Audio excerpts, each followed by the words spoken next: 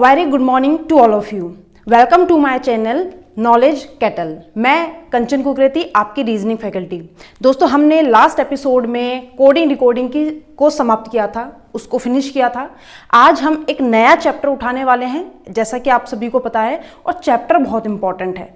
Chapter का नाम जो आज हम स्टार्ट करने वाले हैं है distance and direction. Distance and direction की डिमांड सबसे ज्यादा आई थी बेटा, ठीक है। मैंने आपको पहले ही 3 ऑप्शंस दे दिए थे कि तीनों में से कोई भी हम चैप्टर स्टार्ट कर सकते हैं, लेकिन जो सबसे ज्यादा डिमांड में जो चैप्टर आया है वो है डिस्टेंस एंड डायरेक्शन। दिशा और दूरी, दिशा और दूरी, या दूरी और दिशा, कुछ भी बोल सकते हैं आप इसे, ठीक है। इस चैप्टर में सबसे अहम बात क्या है, हमें ऐसा लगता है, हमें क्या 90% स्टूडेंट्स को ऐसा लगता है कि दिशा और दूरी या डायरेक्शन और डिस्टेंस से कोई भी क्वेश्चन बन जाए तो हम उसे इजीली कर सकते हैं और भी सही कर सकते हैं, सही भी कर सकते हैं और इजीली कर सकते हैं। लेकिन ऐसा नहीं है।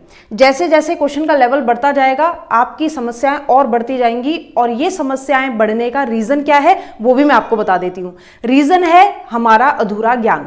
हम लोगों को डिस्टेंस और डायरेक्शन जब भी सुनते हैं हम लोग, या कोई स्टूडेंट सुनता है, तो उसके दिमाग में सिर्फ ये बात आती है कि भाई डायरेक्शंस होंगी और डायरेक्शन के हिसाब से आदमी चल रहा होगा और एग्जामिनर क्वेश्चन पूछेगा उस पर। लेकिन बेटा इसका लेवल मेंस की अगर मैं बात करूं तो मेंस में इसका लेवल कहां तक पहुंच गया है आप सोच भी नहीं सकते। काफी बच्चे ऐसे हैं जो डेली आपके प्रैक्टिस सेट लगाते हैं, वो जानते होंगे कि डिस्टेंस डायरेक्शन का क्वेश्चन एग्जामिनर कैसा पूछता है, ठीक है। कुछ लोग इसी भ्रम में जी रहे हैं कि डिस्टेंस डायरेक्शन का मतलब है सिर्फ दिशाओं के बारे में पूछेगा, कितना डिस्टेंस ट्रैवल किया इतना पूछेगा, खत्म बात। लेकिन नहीं, आजकल एग्जामिनर मैथ्स के चैप्टर बेस्ड डिस्टेंस डायरेक्शन दे रहा है। इसका मतलब वो स्पीड, आपका टाइम, डिस्टेंस, इस पर कैलकुलेशंस कराकर आपको डिस्टेंस डायरेक्शन के क्वेश्चन पूछता है। तो घबराने की बात नहीं है, क्योंकि मैं आपके साथ बनी हुई हूं, ठीक है। तो सबसे पहले हम इसका बेसिक समझते हैं। आज का वीडियो इसके बेसिक्स पर ही होगा, ठीक है।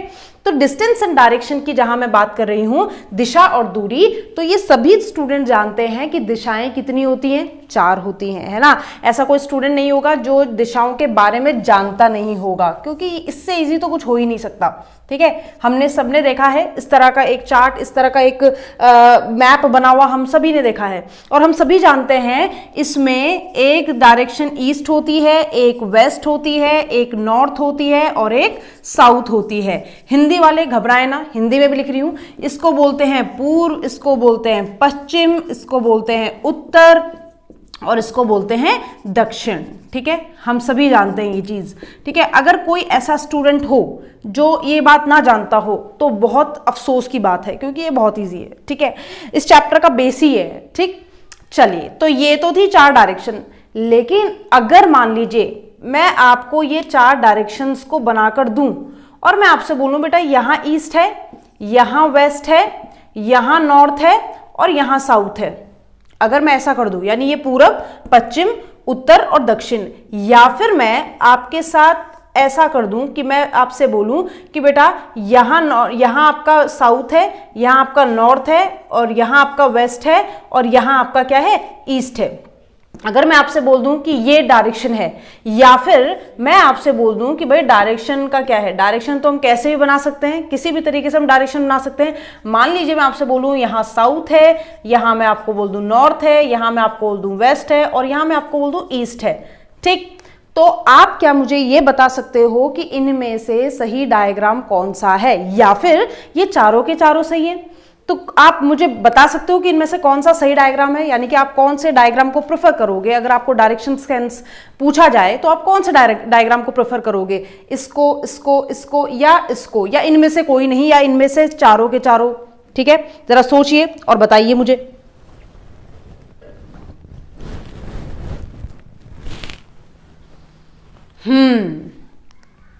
काफी बच्चे सोच रहे हैं कि मैम ये डायग्राम सही है और बाकी ये 3 डायग्राम क्या है, गलत हैं, ठीक है। मुझे पता है कुछ बच्चे सही आंसर भी दे रहे हैं, लेकिन पहले मैं 1 बाय 1 आपका ये बेसिक सा कॉन्सेप्ट क्लियर करना चाहती हूं। देखो, जो बच्चे कह रहे हैं कि ये डायग्राम सही है, मैं उनके साथ हूं, हाँ बिल्कुल सही है। लेकिन मैं ये नहीं कह रही हूं कि ये और ये या इनमें से बाकी सारे गलत हैं, मैं ऐसा बिल्कुल नहीं कह रही हूं। मैं आपसे कहना चाहती हूं कि ये भी डायग्राम सही है, ये भी डायग्राम सही है, ये भी डायग्राम सही है, लेकिन ये वाला गलत है। अब ऐसा क्यों? ठीक है, ये सही है, ये सही है, ये गलत क्यों? तो सबसे पहले एक बेसिक सी चीज डायरेक्शंस यानी दिशाओं के बारे में आप जान लीजिए, ठीक है। यानी कभी भी एग्जामिनर आपको कुछ भी दे दे, कोई भी क्वेश्चन दे दे, आपको रटन विद्या पर ध्यान नहीं देना है। आपको ये नहीं सोचना है कि भाई हमेशा नॉर्थ यही होता है, मैप के अकॉर्डिंग आपने देख लिया कि हाँ भैया भारत के मैप के अकॉर्डिंग हम ये फॉलो करते हैं तो यही होगा। आपको ये थोड़ा ना पता बेटा कि आप कौन सी डायरेक्शन में फेस किए हुए हो या आप कौन सी डायरेक्शन से देख रहे हो। तो एक चीज समझना कि अगर मैं आपसे बोल रही हूं ईस्ट यहां है, ये बच्चा बच्चा जानता है भारत का क्या विदेशों का बच्चा तक जानता है कि ईस्ट के अपोजिट वेस्ट होता है, यानी पूरब के विपरीत पश्चिम होता है, नॉर्थ के अपोजिट साउथ होता है, उत्तर के अपोजिट दक्षिण होता है। ये बच्चा बच्चा जानता है, इस बात को आप मान लो, ठीक। ये कोई दिक्कत नहीं है। अब बच्चे कई ऐसे हैं, ऐसा क्यों कहा मैंने, क्योंकि कई बच्चे ऐसे बेटा जो इसी तरीके से लर्न करते हैं। उनको पूछो डायरेक्शन तो कहता है भाई ईस्ट का अपोजिट वेस्ट, नॉर्थ का अपोजिट साउथ, ई डब्ल्यू के अपोजिट और एन एस के अपोजिट। हाँ ये बात सच है, लेकिन इसका भी एक साइकिल होता है, इसका भी एक तरीका होता है कि किस तरीके से। जैसे मैंने कह दिया एन एस के अपोजिट ई डब्ल्यू के, ठीक। यहां पे ई डब्ल्यू के अपोजिट एन एस के अपोजिट, यहां पर एन एस के अपोजिट ई डब्ल्यू के अपोजिट, यहां पे बात करें डब्ल्यू ई के अपोजिट एस एन के अपोजिट। लेकिन मैंने इसको तो गलत कर दिया, इसको तो मैंने गलत कर दिया, मैंने तो कहा ये सही है, ये सही है, ये सही है, तो फिर इस हिसाब से तो ये भी सही होना चाहिए। अगर सिर्फ नॉर्थ का अपोजिट साउथ और ईस्ट का अपोजिट वेस्ट है तो उसके हिसाब से तो ये सही होना चाहिए, पर मैम ने तो गलत कर दिया। इसका मतलब हाँ अधूरा ज्ञान है, कुछ ऐसा है जो हम लैक कर रहे हैं। वो क्या है जरा देखिएगा। ये तो पैटर्न सही है कि नॉर्थ का अपोजिट साउथ, ईस्ट का अपोजिट वेस्ट, लेकिन ये भी ध्यान रखना बेटा जिस दिशा में जो आपका वेस्ट होता है बेटा, जो आपका पश्चिम होता है, पश्चिम से अगर आप क्लॉकवाइज डायरेक्शन में जाएं यानी घड़ी की दिशा में जाएं, घड़ी की दिशा नहीं है, यही तो क्लॉकवाइज डायरेक्शन हुई, घड़ी ऐसे चलती है, तो हमेशा आपको जो डायरेक्शन प्राप्त होगी वो उत्तर की दिशा होगी, यानी कि नॉर्थ की डायरेक्शन होगी, ठीक। इसका मतलब अगर इस डायग्राम को मैं ऐसा बना दूं और मैं आपसे क्लेम करूं कि ये सही है बेटा, ठीक है, डजंट मैटर नॉर्थ ऊपर है नीचे कहीं भी, वो तो मैं ऐसे देख रही हूं। अगर मैं यहां खड़ी होकर देखूं और मेरा फेस यहां हो तो मेरे लिए ये ऊपर होगा, अगर मैं यहां खड़ी हूं और मैं यहां फेस कर रही हूं तो ये मेरे लिए ऊपर होगा, ठीक है। वो तो डिपेंड करता हमारा फेस किस डायरेक्शन में है। तो यहां पर अगर मैं देखूं तो ये वेस्ट है यानी पश्चिम से घड़ी की दिशा यानी क्लॉकवाइज डायरेक्शन में क्या पड़ रहा है, नॉर्थ। यहां पर देखें तो ये था पश्चिम से घड़ी की दिशा में कौन पड़ रहा है, नॉर्थ। इसलिए ये दोनों डायग्राम भी सही हैं, लेकिन आपके इस डायग्राम में जो फोर्थ डायग्राम था ये मैंने गलत क्यों कहा, क्योंकि बेटा इसमें वेस्ट है, यहां पर पश्चिम है, पश्चिम से घड़ी की दिशा में जाते ही मुझे साउथ यानी कि दक्षिण मिल रहा है, जबकि मिलना क्या चाहिए था, नॉर्थ यानी कि उत्तर मिलना चाहिए था। इसलिए ये डायग्राम मैंने क्या कर दिया, गलत कर दिया। इसका मतलब एग्जामिनर कुछ भी कहे आप नॉर्थ कहीं भी मान सकते हैं बेटा, ठीक है। मैं यहाँ पे मैप की बात नहीं कर रही हूँ, मैं यहाँ पे कह रही हूँ एक प्लेन कागज है आपके पास, एक प्लेन पेपर है जिस पर आप क्वेश्चन सॉल्व कर रहे हो। आप नॉर्थ इधर मानो, आप नॉर्थ इधर मानो, इधर मानो, इधर मानो, कहीं भी मानो, लेकिन नॉर्थ के हिसाब से बाकी रिस्पेक्टिव डायरेक्शंस भी चेंज करनी पड़ेंगी। अगर आप नॉर्थ ऊपर मान रहे हो तो आपको ईस्ट वेस्ट और साउथ ऐसे रखनी पड़ेंगी। अगर आप नॉर्थ इधर मान रहे हो तो आपको ईस्ट वेस्ट साउथ ऐसे रखनी पड़ेंगी, और अगर आप नॉर्थ इधर मान रहे हो तो आपको इस तरीके से इनको मैनेज करना पड़ेगा। अगर इनका जो ये साइकिल है या इनका जो आपने जो यहाँ पे मैंने बताया है आपको कि इस तरीके से क्लॉकवाइज इस तरीके से होती है, अगर ये गड़बड़ हो गया तो भैया डेफिनेटली क्वेश्चन गलत हो जाएगा और कोई नहीं सुधार सकता फिर, ठीक है। फिर आपकी सारी मेहनत खराब हो जाएगी। तो ये बेसिक सी चीज थी जो मैं आपके साथ शेयर करना चाहती थी। चलिए, अब ये तो हमें पता चल गया कि भाई 4 डायरेक्शन होती है, वेस्ट के राइट में हमेशा या वेस्ट के क्लॉकवाइज हमेशा क्या होती है, नॉर्थ होती है, ठीक है, पता चल गया। अब क्या सिर्फ 4 डायरेक्शन पढ़ने से चैप्टर की समाप्ति हो जाती है? नहीं, अभी तो शुरू हो रहा है, अब जरा मैं आपको कुछ और चीजें बता दूं। ये देखो, आप अपनी मर्जी से जहां आपका मन करे वहां ले लो। सबका फेवरेट होता है कि नॉर्थ ऊपर ले लो मैम, यानी उत्तर की दिशा, और यहां पर साउथ ले लो, और साउथ यानी आपकी दक्षिण की दिशा। उसी तरीके से यहां पर हम वेस्ट ले लेते हैं, क्योंकि यहां पर तो वेस्ट ही आएगा और कुछ आ ही नहीं सकता, और यहां पर हम ईस्ट ले लेते हैं यानी पूर्व ले लेते हैं। अब ये किसने कहा कि एक बंदा इसी दिशा में जाएगा, यानी इसी दिशा में जाए, ऐसा जरूरी तोड़ना है। अब कोई व्यक्ति अगर यहां जाने की जिद कर दे, इधर कहीं कोई व्यक्ति यहां जाने की जिद कर दे, कोई व्यक्ति यहां जाने की जिद कर दे, तो क्या हम उसे ये बोलेंगे तुम दिशाहीन हो गए?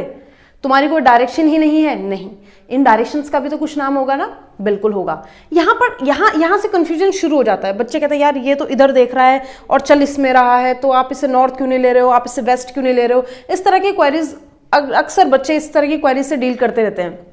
तो देखो, जो डायरेक्शन नॉर्थ और वेस्ट के बीच में पड़ती है, अब बीच में का मतलब ये नहीं है कि बिल्कुल ठीक बीच में, नहीं, बीच में का मतलब है बेटा इधर पड़े चाहे इधर पड़े, लेकिन इन एक्सिस के बिटवीन पड़नी चाहिए। इन एक्सिस के अंदर अगर पड़ रही है तो उस डायरेक्शन को बोला जाता है नॉर्थ वेस्ट।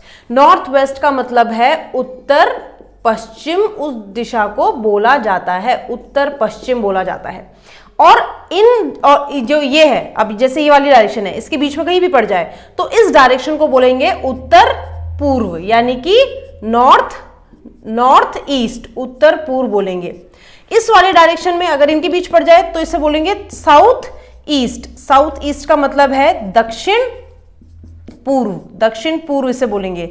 और इधर की बात करें, पूर्व लिखना है, पूर्ण लिख रही हूं, और इधर की बात करें तो इसे बोलेंगे साउथ वेस्ट। इसे क्या बोलेंगे, साउथ वेस्ट। साउथ वेस्ट का मतलब है पश्चिम नहीं, दक्षिण पश्चिम। इसका मतलब ये भी पता चल गया। अभी जो एरो होता है ये भी समझना, ये जो एरो है बेटा, इसका मतलब है कि डायरेक्शन इस तरफ है और वो एंडलेस है। एंडलेस का मतलब उसका कोई अंत नहीं है, इस बात का ध्यान रहे। डायरेक्शन अंतलेस होती है यानी एंडलेस होती है। जैसे अगर मैं आपसे बोल रही हूँ बेटा ये ईस्ट है, मान लो ये ईस्ट है, तो ऐसा नहीं कि मैं थोड़ा सा आगे गई और आपके मोबाइल की स्क्रीन से या आपके कैमरा के स्क्रीन से मैं इधर चली गई और अब खत्म हो गई होगी क्या ईस्ट, नहीं। क्यों, ये तो चलती जाएगी। अब अगर यहाँ पे मैं कहूँ यहाँ पे एक दीवार है, मैं क्या कहूंगी, यहाँ पे ईस्ट खत्म हो गई, नहीं। एंडलेस होती हैं दीवारें, एंडलेस होती हैं डायरेक्शंस। डायरेक्शन कभी अंत नहीं होती, ठीक है, ये चलती जाती है इन्फिनिटी तक, बस चली जा रही है, ठीक है, एंडलेस। तो ये डायरेक्शन यहाँ हो, अगर मैं कहूँ मैं यहाँ हूँ तो आप बोलोगे हाँ मैं वेस्ट की तरफ हूँ, मैं कहूँ मैं यहाँ हूँ तो भी मैं वेस्ट में हूँ, अगर मेरा फेस इस तरफ है तो, ठीक है। फेस का क्या यहाँ पर रोल होता है उसके बारे में बात करेंगे, ठीक। फिलहाल इतनी बात समझ में आ गई होगी। और ये जो डायरेक्शंस होती हैं बेटा, जो मेन डायरेक्शंस के बीच में लाई करती हैं, इनको हम एक नाम से जानते हैं सब डायरेक्शन हिंदी में बोलते हैं उपदिशाएं, ठीक है। तो इनको बोलते हैं सब डायरेक्शन। तो हमारे पास कुल मिला के हो गई 8 डायरेक्शन, जहां 4 डायरेक्शंस होती है मेन डायरेक्शन यानी कि मुख्य दिशाएं, पूरब पश्चिम उत्तर दक्षिण, और बाकी जो 4 दिशाएं होती हैं जो उप दिशाएं कहलाती हैं वो है हमारे पास कौन सी, वो है हमारे पास north west, north east, south west, south east. अब क्वेश्चन ये उठता है कि मैम इनके बीच में थी, तो जब आपने इनका नामकरण किया, इट्स अ काइंड ऑफ नामकरण ना, जब आपने इनका नामकरण किया, जब आपने इनका नाम रखा, तो आपने इसका नाम नॉर्थ वेस्ट ही क्यों रखा, आपने इसका नाम वेस्ट नॉर्थ क्यों नहीं रखा, या इसका नाम आपने ईस्ट नॉर्थ क्यों नहीं रखा, नॉर्थ ईस्ट ही क्यों रखा। हम अलग अलग किताबों में भी पढ़ते हैं कि एग्जामिनर हमेशा north west, north east, south east रखता है, इनके बीच में रख रहा था तो ईस्ट साउथ भी तो रख सकता था। तो ध्यान रखना बेटा, ये क्या है, पोल्स हैं, north pole and south pole. तो हमेशा रखना इसी के रिस्पेक्ट में आपकी डायरेक्शंस ली जाती हैं। आप कभी ये नहीं बोलोगे कि ईस्ट नॉर्थ, अगर एग्जामिनर ऑप्शन में ये दे दे और आपका आंसर आ रहा है कि इनके बीच में कोई डायरेक्शन किसी की लाई कर रही है, तो आप ईस्ट नॉर्थ मत बोल देना, आंसर नॉर्थ ईस्ट ही आएगा। ये इसका सही पैटर्न होता है लिखने का। तो ये पोल के रिस्पेक्ट में आती है, इधर जाएगा तो नॉर्थ ईस्ट, उधर जाएगा तो नॉर्थ वेस्ट, इधर जाएगा तो साउथ ईस्ट, इधर जाएगा तो साउथ वेस्ट। आई बात समझ में सभी को? ये बहुत सिंपल सी बात है, बहुत नॉर्मल सी बात है जो आपको पता होनी चाहिए, ठीक। तो डायरेक्शन के बारे में अगर ये दोनों बातें समझ में आ गई जो मैंने अभी तक बताई, तो इसका मतलब बेस थोड़ा थोड़ा आपका सेट हो गया है, ठीक। चलिए अब बात करते हैं कि इसके अलावा क्या, इसके अलावा कुछ और देखने को मिलेगा हमें। हाँ जी बिल्कुल, आपको सबसे पहली चीज जो मैं हमेशा अपने स्टूडेंट्स को भी बोलती हूँ वो ये है कि बेटा आपको एग्जामिनर की लैंग्वेज समझनी पड़ेगी। आपने कई बार देखा होगा, कई बार ऐसा स्टूडेंट्स के साथ होता है अक्सर कि क्वेश्चन सही बना लेते हैं, डायग्राम जो ड्रॉ करना होता है वो सही ड्रॉ कर लेते हैं, अंत में फंसते कहाँ हैं, अंत में फंसते यहाँ है कि जो एग्जामिनर पूछता है और जो हमारा आंसर होता है वो कॉन्ट्राडिक्ट कर रहे होते हैं। यानी कि हमारा नॉर्थ आ रहा होता है, उसका साउथ आ रहा होगा, हमारा ईस्ट आ रहा है, उसका वेस्ट आ रहा होगा। समझ ही नहीं आता ऐसी क्या दुश्मनी है हमसे कि हमारा आंसर तुम्हें सही नहीं लगता। वो दुश्मनी नहीं है, आप एग्जामिनर की लैंग्वेज नहीं समझ पाते, और जो व्यक्ति एग्जामिनर की लैंग्वेज नहीं समझ पाएगा कि वो पूछ क्या रहा है एक्चुअली, तो वो बच्चा हमेशा धोखे में रहेगा और कहीं ना कहीं टाइम भी वेस्ट कर रहा है क्वेश्चन करने में, और क्वेश्चन करने के बाद आंसर भी सही नहीं आ रहा और नेगेटिव तो जा ही रहा है। ठीक है, तो बहुत नुकसान है। तो चलिए आज अभी हम समझेंगे क्वेश्चन की लैंग्वेज। मैं आपको 4 चीजें क्वेश्चन की पूछ रही हूं और यहां पर मैं आपको एक एग्जांपल के तौर पे वो चीज समझाऊंगी, उसके बाद हम थोड़ा सा फिर तब हम आगे चैप्टर की तरफ बढ़ेंगे। जैसे मान लीजिए मैंने आपसे कहा एक क्वेश्चन में, मैंने कहा Ram covers a distance of 5 kilometer and turn to his left, and covers a distance of 6 kilometer। Hindi वाले घबराए नहीं, ये बहुत ही सिंपल लैंग्वेज में मैंने आपसे क्वेश्चन पूछा है। सिंपल लैंग्वेज है, ऐसा नहीं है कि हिंदी वाले नहीं समझ पाएंगे, बिल्कुल ऐसा बिल्कुल भी नहीं है कि हिंदी वाले ना समझ पाए, बहुत ही इजी बात है। मैंने क्या लिखा, मैंने कहा राम कवर करता है एक डिस्टेंस 5 किलोमीटर का। कवर का मतलब ढकना नहीं है यहाँ पर, ठीक है। कवर है डिस्टेंस मतलब इतना डिस्टेंस वो ट्रैवल करता है। तो राम नाम का कोई व्यक्ति जो 5 किलोमीटर चलता है और फिर क्या करता है, अपने बाईं ओर यानी टू हिज लेफ्ट, अपने बाईं ओर मुड़ जाता है। और कितना चलता है बेटा, 6 किलोमीटर। तो सबसे पहले तो इस जो मैंने शब्दों में पिरोया है इसको हम पिक्चराइज फॉर्म में लिख देते हैं। मैंने क्या किया, मैंने कहा ये रहा राम। अब समस्या ये कि वो गया कहाँ, मैंने तो बस ये बोला ना उसने 5 किलोमीटर गया। मैंने कहा लो 5 किलोमीटर गया, लो। और मैंने कहा फिर वो अपने लेफ्ट मुड़ गया। अब ऐसे कोई व्यक्ति जा रहा है तो उसका फेस इधर होगा, फेस का बहुत इंपॉर्टेंट रोल है भैया, ठीक है।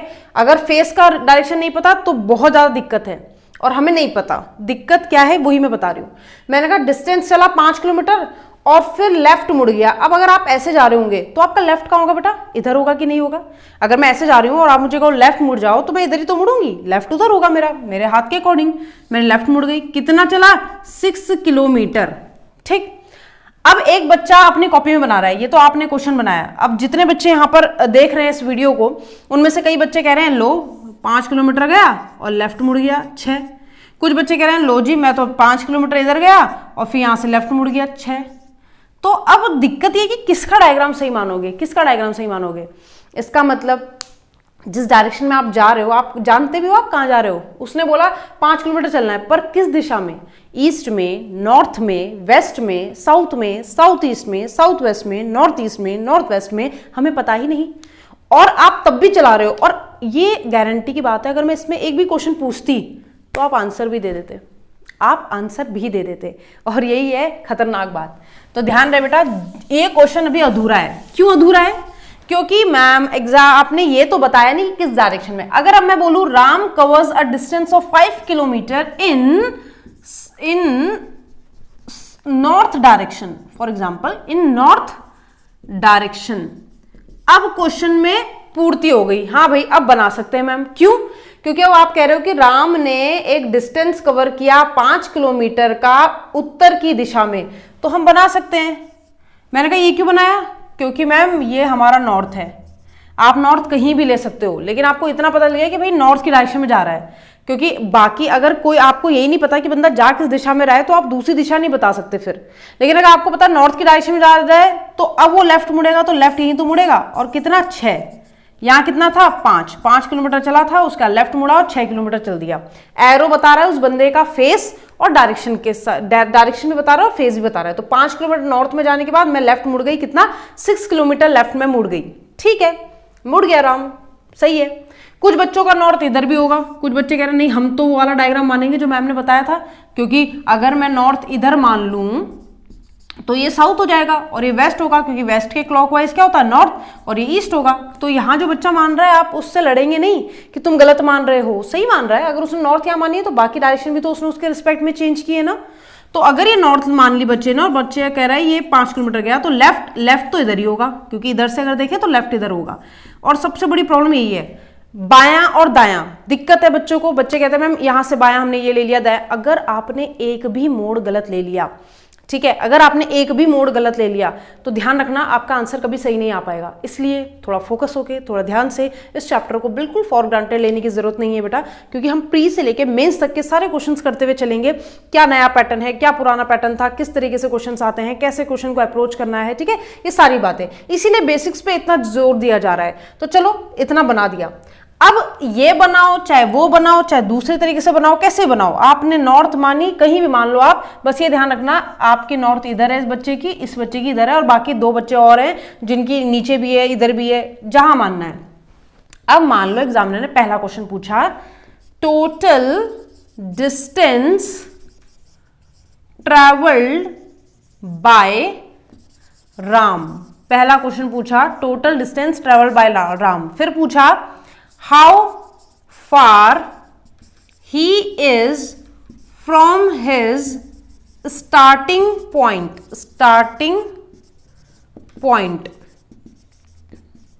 अब पहले तो इन 2 क्वेश्चंस पर बात कर लेते हैं। पहला क्वेश्चन क्या है? पहला क्वेश्चन बहुत ही सिंपल है, total distance travelled by Ram. Ram के द्वारा कुल तय की गई दूरी आपको बतानी है, राम के द्वारा कुल तय की गई दूरी। अब जैसे ही बच्चा सुनता है अच्छा राम के द्वारा कुल तय की गई दूरी, तो ये तो आप बता दोगे कितना, 11 किलोमीटर। बिल्कुल, क्यों? 5 और 6, 5 और 6 कितना हो गया? 11। कुल भाई दूरी तय की, पहले चला 5, किस दिशा में चला मेरे को मतलब नहीं है अभी, पर पहले 5 चला फिर 6 चला, तो 5 और 6 11 हो जाएगा। तो 11 किलोमीटर मुझे लगता है बच्चे इसका आंसर देंगे, और सही भी है, 11 किलोमीटर ही आंसर होना चाहिए। ठीक है, अब दूसरा क्वेश्चन जब बच्चा पढ़ता है, ठीक है, how far he is from his starting point. जब किसी चीज के रिस्पेक्ट में एग्जामिनर पूछता है, नॉर्मली स्टार्टिंग पॉइंट के, या वो बोलेगा जब ये वाला टर्न लिया वहां के रिस्पेक्ट में बताओ, तो देखो जरा अब थोड़ा क्वेश्चन अलग हो गया। जब मैं बोलती हूं वह अपने शुरुआती बिंदु से कितनी दूरी पर है, कौन? राम अपने शुरुआती बिंदु से कितनी दूरी पर है, तो बच्चे कहते हैं मैम ये था शुरुआती बिंदु मतलब शुरुआत मतलब जहां से उसने चलना स्टार्ट किया, स्टार्टिंग पॉइंट, इनिशियल पॉइंट।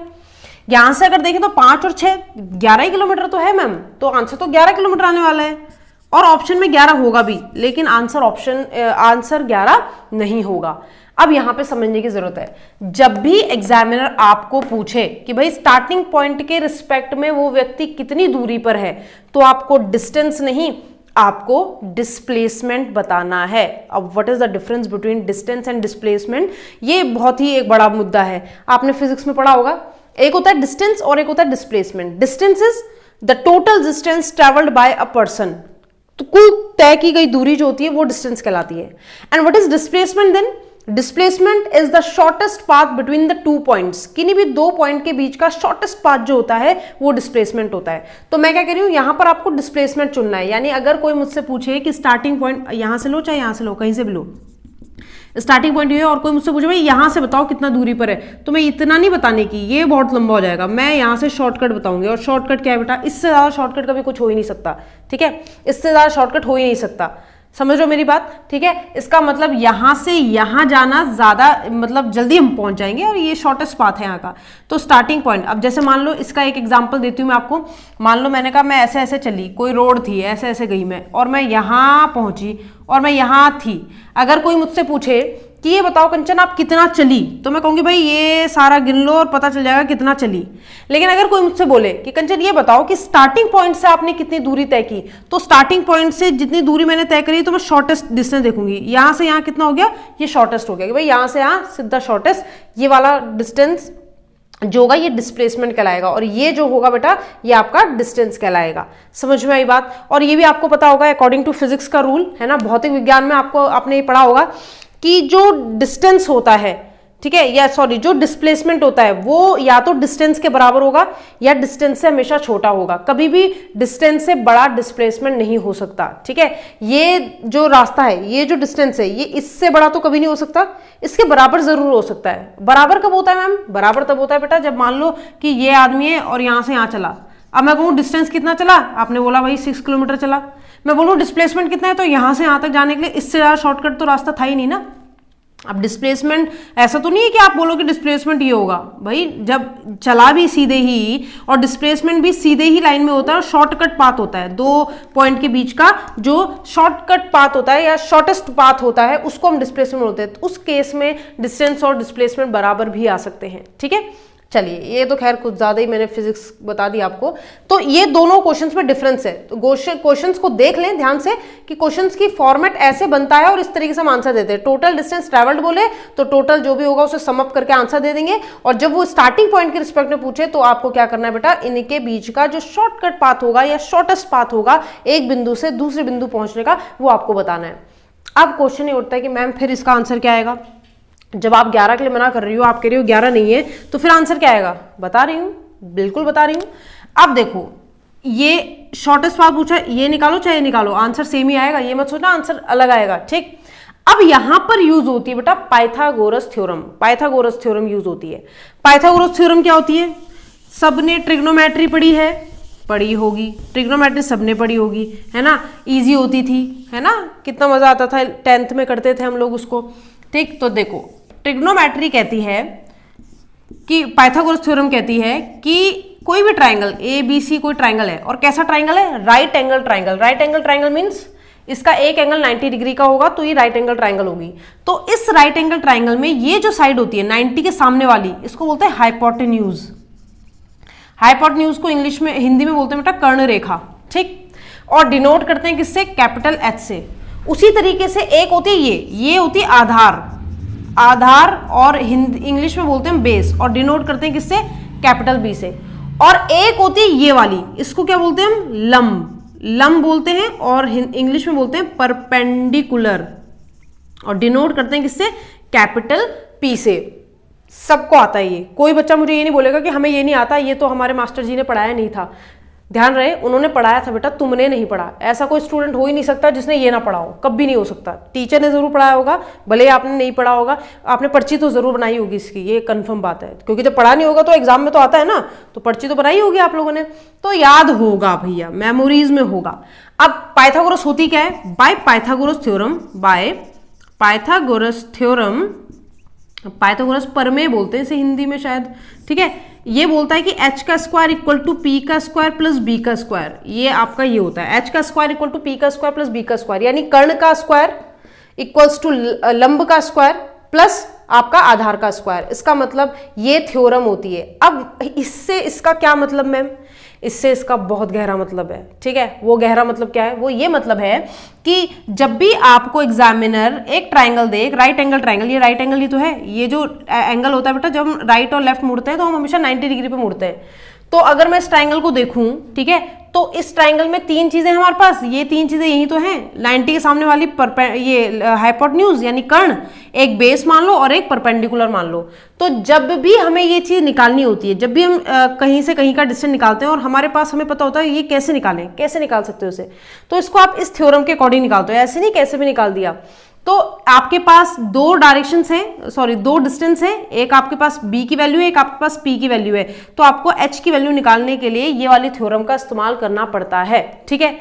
यानी कि आपको अगर इसकी वैल्यू निकालनी है तो you should know about two directions या टू डिस्टेंस जो बचे हुए हैं, ठीक है। अगर मुझे h की वैल्यू निकालनी है तो मुझे p और b का मान पता होना चाहिए, यानी कि वैल्यू पता होनी चाहिए। अगर मुझे p की वैल्यू निकालनी है तो मुझे b और h का वैल्यू पता होना चाहिए। अगर मुझे b की वैल्यू निकालनी है तो मुझे h और p का वैल्यू पता होना चाहिए, और इजीली मेरी यहां पर डिस्टेंस निकल जाएगा, यानी शॉर्टेस्ट पाथ निकल जाएगा।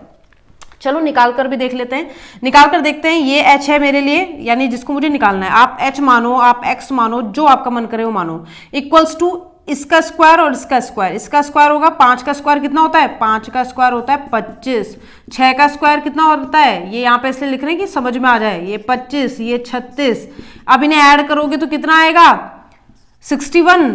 तो इसकी वैल्यू क्या होगी? √61 किलोमीटर, ठीक है। अगर एग्जामिनर ने इसे सिंप्लीफाई कर रखा होगा ऑप्शन में तो आप सिंप्लीफाई कर लीजिए, ठीक है। यानी कि ये 7 पॉइंट समथिंग की वैल्यू है, क्योंकि 8 का स्क्वायर होता है 64, 7 का स्क्वायर होता है 49, 7 और 8 के बीच में फिर स्क्वायर नहीं आता, तो 7 पॉइंट समथिंग इसकी वैल्यू आ जाएगी। अप्रॉक्स में आप ले लेंगे इसको, ठीक है। अगर ऑप्शन में ये दिया है, रूट में देता है वैल्यू, जरूरी नहीं कि रूट से हमेशा बाहर निकले। अगर ये √100 होता, तो अगर h की वैल्यू √100 होती तो ये 10 हो जाती। रूट तो सभी को आता होगा यार निकालना, है ना, ठीक है। समझ में आ रही है बात? चलो आज के लिए बहुत हो गया है। तो ये हमने क्या सीखा? हमने सीखा भाई डायरेक्शंस 4 ही नहीं होती, डायरेक्शन पूरी 8 होती हैं। East west, north south, north east, south waste, north west, तो हमने ये भी देखा। फिर हमने देखा कि भाई इन दोनों क्वेश्चन में हैं बहुत छोटे छोटे क्वेश्चन और बहुत ही बेसिक क्वेश्चन है, लेकिन दोनों में डिफरेंस होता है। फिर हमने क्या सीखा, पाइथागोरस थ्योरम, कि पाइथागोरस थ्योरम क्या होती है। हमने ये भी सीखा कि नॉर्थ आप कहीं भी ले लो, इधर ले लो उधर ले लो, आंसर हमेशा सेम आएगा। शर्त बस ये है कि अगर नॉर्थ को आप बदल रहे हो तो नॉर्थ के हिसाब से बाकी 3 डायरेक्शंस भी उसी तरीके से होंगी। समझ आ गई बात? चलो, तो अगले एपिसोड में मिलेंगे, डिस्टेंट डायरेक्शन को आगे कंटिन्यू करेंगे। ठीक है, किस तरह के क्वेश्चन प्री में आते हैं, कौन से लास्ट ईयर के क्वेश्चन हैं, किस तरह के क्वेश्चन आरआरबी में आ सकते हैं, किस तरह के क्वेश्चन आईबीपीएस में आ सकते हैं, इन सब पर चर्चा करेंगे, लेकिन अपने अगले एपिसोड में। तब तक के लिए अपना ध्यान रखिए और देखते रहिए मेरे साथ मेरे चैनल नॉलेज कैटल में कंचन कुकरेती के साथ distance and direction. Thank you.